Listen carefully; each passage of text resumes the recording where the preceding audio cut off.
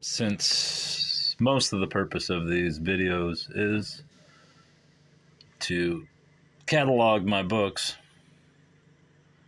and in case of a fire or catastrophe or Illuminati stormtroopers coming through the door and killing me, which probably isn't going to matter because I won't be able to collect the insurance.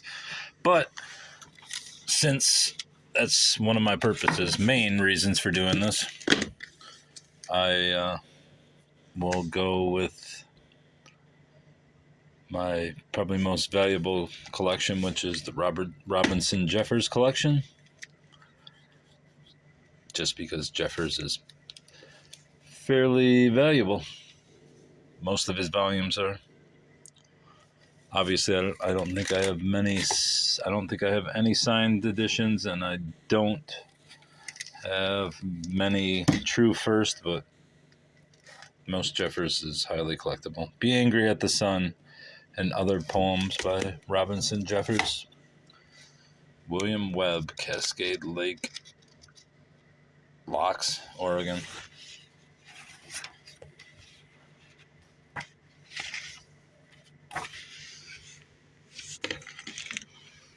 This is a first printing. I was wrong. To Donnan and Garth, which were his twin sons. He had another daughter, but I think she died when she was very young. Do you acknowledge? Never read Robinson Jeffers. You cannot comprehend that there were writers who weren't cowards and would say whatever they felt. And Jeffers, the reason why you probably haven't heard of him is because he was against America's participation in World War II, and he vehemently opposed it, and he did so in traumatic terms. And he was basically, what's the word? I just got off work, so I can't really think. What's the hell's the word? Ostracized. He was ostracized. And if I can find one example in this book, I know there's many coming up. The Double Axe was one of his most controversial, and I believe at least 2 or 3 of these books had a foreword where the publisher basically censored him, and most of the time he went along with the censorship because he just wanted to publish his books, and he often agreed to different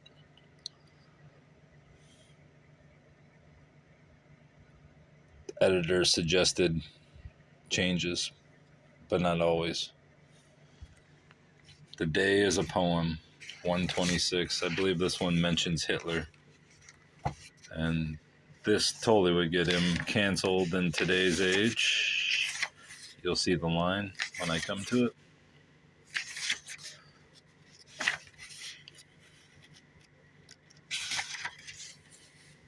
If I ever get to it. This is one of my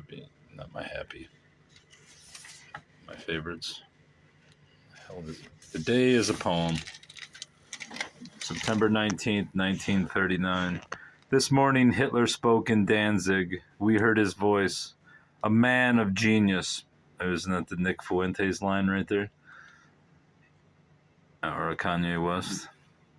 That is, of amazing ability, courage, devotion, poured on a sick child's soul, heard clearly through the dog wrath, a sick child wailing in Danzig, invoking destruction and wailing at it. Here, the day was extremely hot. About noon, a south wind, like a blast from hell's mouth, spilled a slight rain on the parched land, and at 5, a light earthquake danced the house, no harm done. Tonight I have been amusing myself watching the blood-red moon droop slowly into black sea through bursts of dry lightning and distant thunder. Well, the day is a poem, but too much like one of Jeffers's, encrusted with blood and barbaric omens, painful to excess, inhuman as a hawk's cry. And I promise I won't read one of his poems for every book, though I probably should. Here's one of my favorite poems, and I could say when people will ask me, do you believe in God? No. Do you believe in the devil? No. What do you believe in? This will answer it for you. The stars go over the lonely ocean, unhappy about some far-off things that are not my affair. Wandering along the coast and up the lean ridges, I saw in the evening the stars go over the lonely ocean, and a black-maned wild boar plowing with his snout on Malpaso Mountain. The old monster snuffled. Here are sweet roots, fat grubs, slick beetles, and sprouted acorns. The best nation in Europe has fallen, and that is Finland. But the stars go over the lonely ocean. The old black-bristled boar tearing the sod on Malpaso Mountain. The world's in a bad way, my man, and bound to be worse before it mends. Better lie up in the mountain here. 4 or 5 centuries while the stars go over the lonely ocean, said the old father of wild pigs plowing the fallow on Malpaso Mountain. Keep clear of the dupes that talk democracy and the dogs that talk revolution, drunk with talk, liars and believers. I believe in my tusks. Long live freedom and damn the ideologies, said the gamey black-maned wild boar, tusking the turf on Malpaso Mountain. Cute, huh? The Bloody Sire. All right, maybe I'll just continuously read Robinson Jeffers books. The Bloody Sire. And this is not a good one to read because Jeffers actually read this one while on one of his few speaking tours that he went on to pay the taxes in Carmel, California, because obviously, you know, the modernists moved in and started building new houses and everything. The prices went up and the property tax was excessive, and he ended up selling part of his parcel, but obviously not his house. And the property taxes took most of his earnings in his later life, so he went on a tour. And this is one of the poems that he read. The Bloody Sire. It is not bad, let them play. Let the guns bark and the bombing plane speak his prodigious blasphemies. It is not bad. It is high time. Stark violence is still the sire of all the world's values. What but the wolf's tooth whittled so fine the fleet limbs of the antelope? What but fear winged the birds, and hunger jeweled with such eyes the great goshawk's head? Violence has been the sire of all the world's values. Who would remember Helen's face, lacking the terrible halo of spears? Who formed Christ but Herod and Caesar, the cruel and bloody victories of Caesar? Violence, the bloody sire of all the world's values. Never weep, let them play. Old violence is not too old to beget new values. I agree. Here's Jeffers' last book of poems, The Beginning and the End, which were worked by his secretary, and her name eludes me right now, but she also wrote a book about him. What was it called? Robinson Jeffers and the Sea? The heck is her name? Damn it, I can't think of her name. Maybe I can find the book. Maybe I don't have the book. Pretty sure I do, but I can't see anything because the dim light again. The View from the Tower. No, I don't think I... The hell book did she write about Jeffers? Probably right here. I believe it was called Robinson Jeffers and the Sea. Anyway. The Man and the Artist by Sterling. Anyway, I'll think of her name at some point. Maybe it does say in here. Melba Bennett, is that it? Anyway, these are his last poems, and they were basically in. I think a few of them were completed, but most of them were unfinished, and she kind of put them together and put them into a coherent form. Which poem am I looking for? Probably his most devastating, The Shepherds. The Silent Shepherds, number 40, page 47. Of course, they're in these kind of, there it is. And when I first read Jeffers, I was literally stunned by this man. He's more or less a more buttoned down version of a fool like me. Obviously, I'm not comparing myself to Jeffers because this guy was absolutely brilliant. But anyway, The Silent Shepherds. What's the best life for a man? Never to have been born, sings the chorus.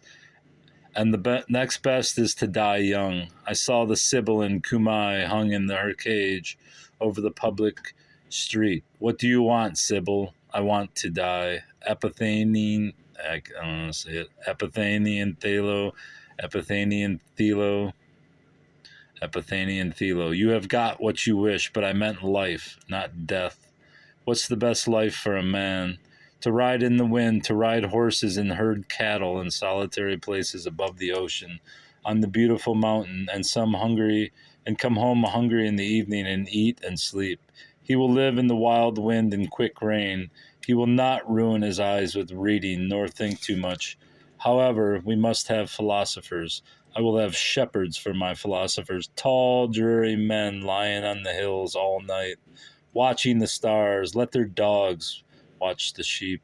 And I'll have lunatics for my poets, strolling from farm to farm, wild liars distorting the country news into supernaturalism. For all men to such minds are devils or gods, and that increases man's dignity, man's importance, necessary lies best told by fools. I will have no lawyers, nor constables.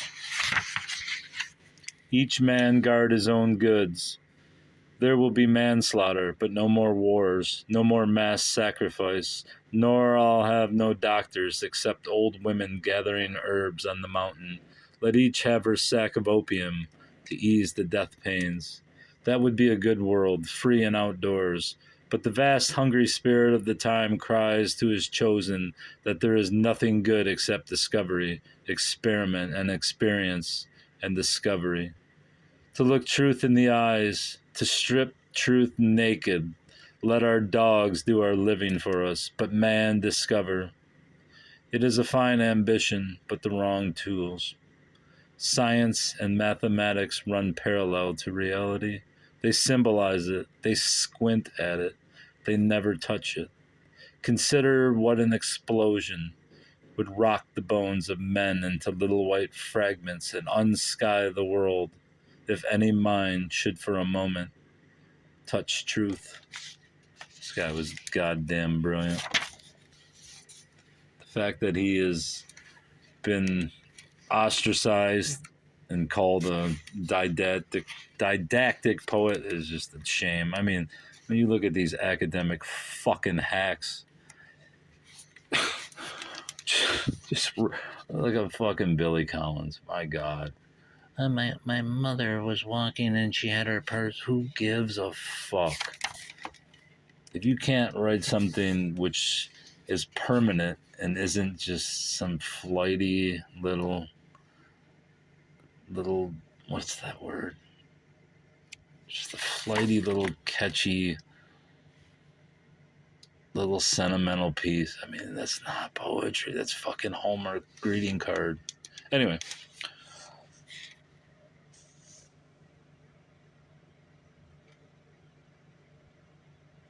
What other one can I read? Oh, yeah. Ghost.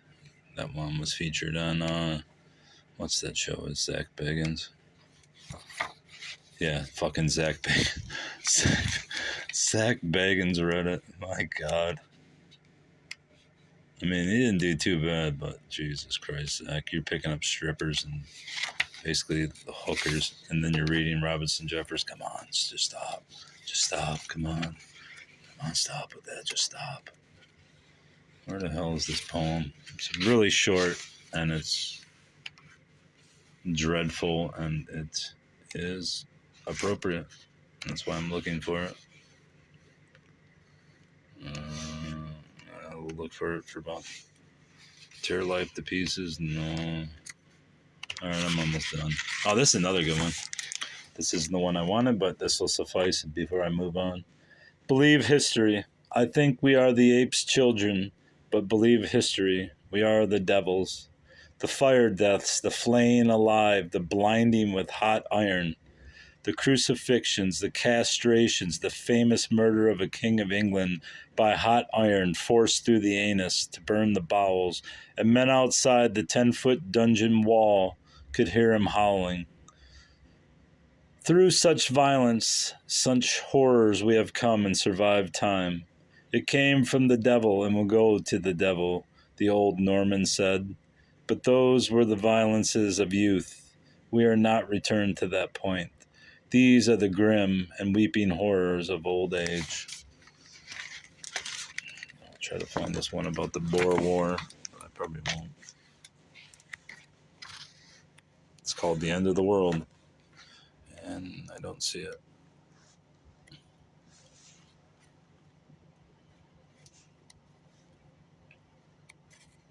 I think he does mention in this poem that he had slit his granddaughter's throat than have her live in this world.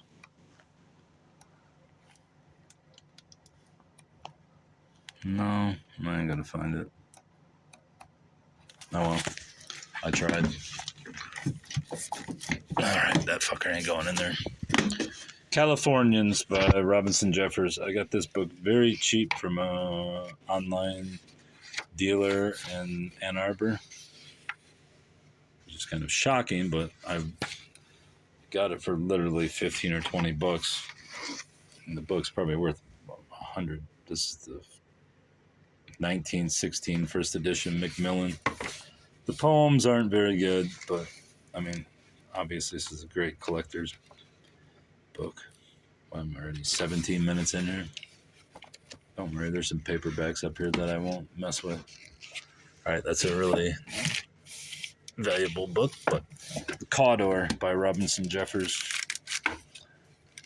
And it's got a book plate by a man named Leroy Rumsey. Obviously, it's got the jacket. Bonnie and Liveright, this is Horace Liveright, 1928. Let me see if there's a good one from here. The Bird with the Dark Plumes is a pretty good one. Obviously, the long narratives are where most of Jeffers' fame came from, but most of those would take literally 2 or 3 hours to read. To a Young Artist is also good. Let's see which one we get to. 148, 149. I shouldn't have started reading because I will read all of my favorite selections, which are numerous. Yeah, I don't know which one I'm going to read. I think I'm going to read To a Young Artist.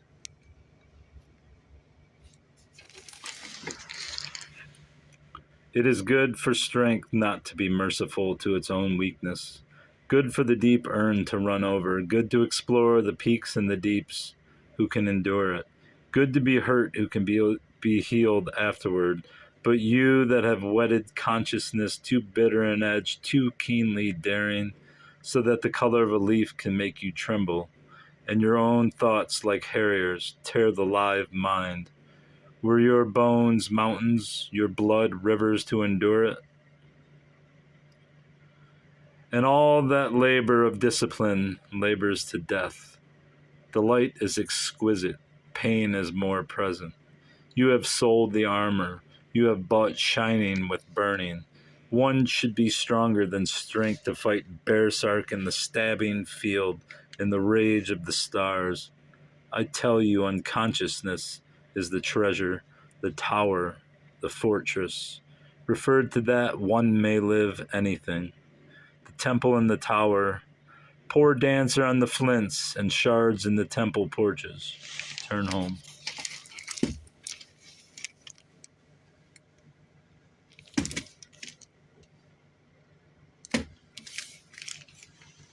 Melba Barry Bennett is the name of his biographer. Where the hell is her book? Didn't she edit this too? Or is that Anne Ridgway? Yeah, I'm wrong. I know that fucking Robinson Jefferson the Sea. Maybe I don't have it. Here's a not so good condition copy of Cawdor. I will obviously buy any of these books if I find them under 10 bucks. This one's not such great condition, but still worth more than 10 bucks. There's Cawdor and Medea, which I won't get into, just the paperback version. Dear Judas, another one, which is coming up, so I will not look at the paperback. Dear Judas, this is one of his least successful books. And obviously, like as I said, will not read. What's the best one in here? Probably Birth Dues. Gives you the flavor of Jeffers' Inhumanism, which to him was a turning away from the self and solipsism. Let's look at it. Birth Dues 121.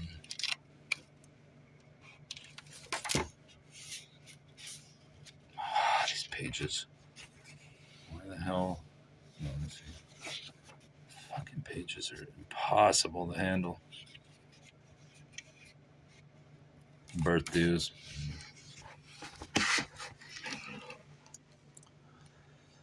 Joy is a trick in the air. Pleasure is merely contemptible. The dangled carrot the ass follows to market or precipice.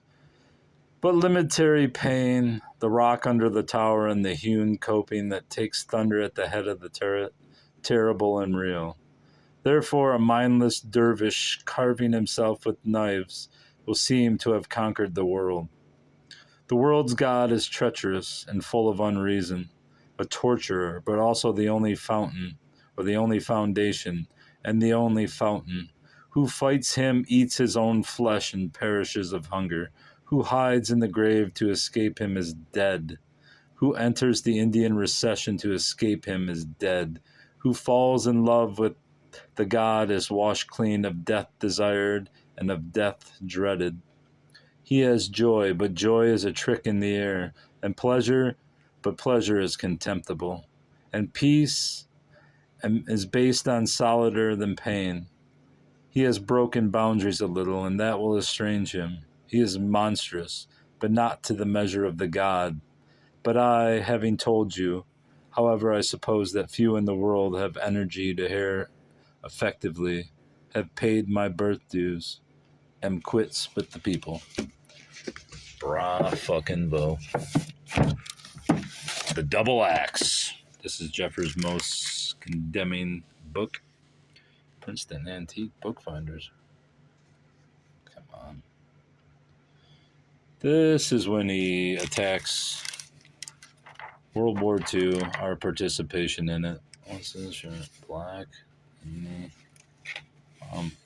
It's basically about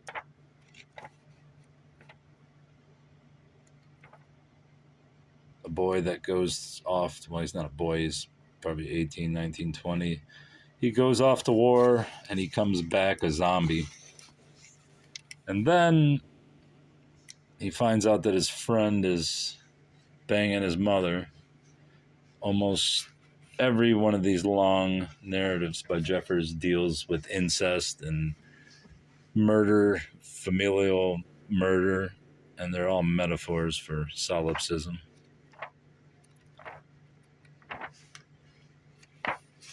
But that's a really good. This one's really dreadful. What a great one.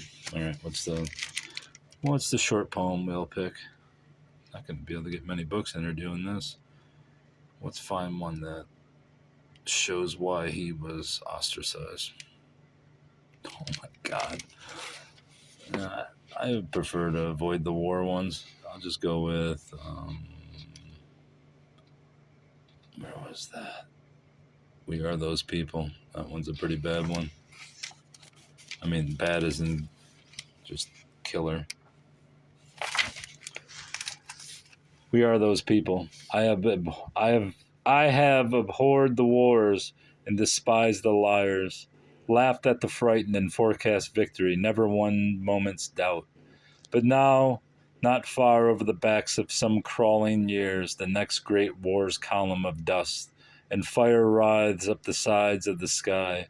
It becomes clear that we too may suffer what others have, the brutal horror of defeat, or if not in the next, then in the next. Therefore, watch Germany and read the future. We wish, of course, that our women would die like biting rats in the cellars, our men like wolves on the mountain. It will not be so. Our men will curse, cringe, obey. Our women uncover themselves to the grinning victors for bits of chocolate.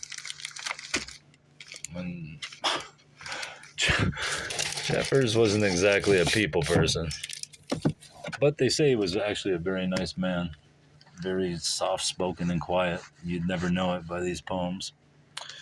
Give Your Heart to the Hawks and Other Poems by Robinson Jeffers.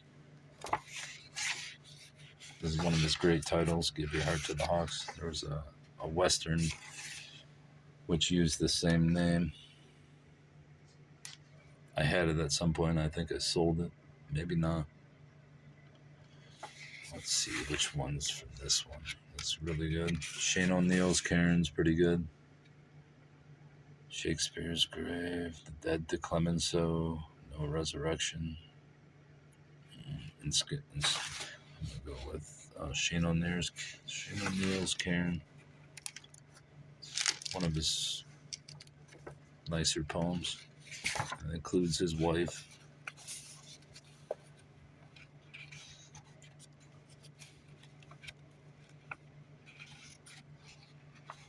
God damn it, Jim. I'm just a country doctor. Shane O'Neill's Cairn to UJ, which was his wife, Una Jeffers. When you and I on the Palos Verdes cliff found life more desperate than dear, and when we hawked at it on the lake by Seattle, in the west of the world where hardly anything has died yet, we'd not have been sorry, Una, but surprised to foresee this gray coast in our days. The gray waters of the Moyle below us, and under our feet the heavy black stones of the cairn of the Lord of Ulster, a man of blood who died bloodily 4 centuries ago. But death's nothing. And life from a high death mark on a headland of this dim island of burials is nothing either. How beautiful are both these nothings. I almost cried. I won't lie. Oh. And there's my second copy of Give Your Heart to the Hawks. 1933. Let's see, what edition is it, love? I believe it's a first. Alright, so I have at least, is it 3 copies of Give Your Heart to the Hawks? Yeah, that one doesn't have a dust jacket though. Here are the suppressed poems of Robinson Jeffers in this wild water. And now I will be forced to, if I can ever find them.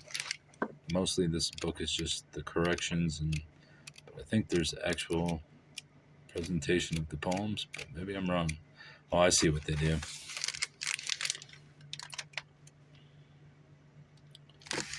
What's a good one? Like I said, I don't like war poems, but Jeffers were exacting and condemning, and therefore I like them, but I still don't. I'm just not a fan of wars. Not because I'm against wars, just World War II, just don't like them.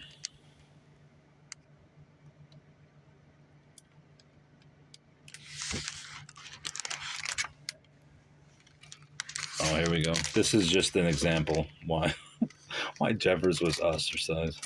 Wilson in hell, as in Woodrow Wilson. Roosevelt died and met Wilson, who said, I blundered into it through honest error, and consciousness cut me so deep that I died in the vain effort to prevent future wars. But you blew on the coal bed, and when it kindled, you deliberately sabotaged every firewall that even the men who denied my hope had built. You have too much murder on your hands. I will not speak of the lies and conniving. I cannot understand the mercy that permits us to meet in the same heaven. Or is this my hell?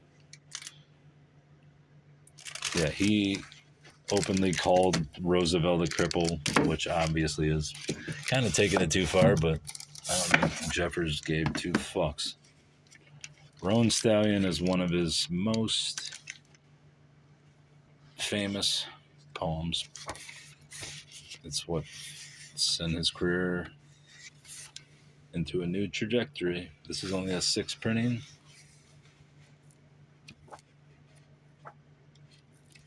And I think the time's going to run out before I even get to it. Suicide Stone. That's a good one. The Truce and the Peace. These are all of his early, mature poems after Californians.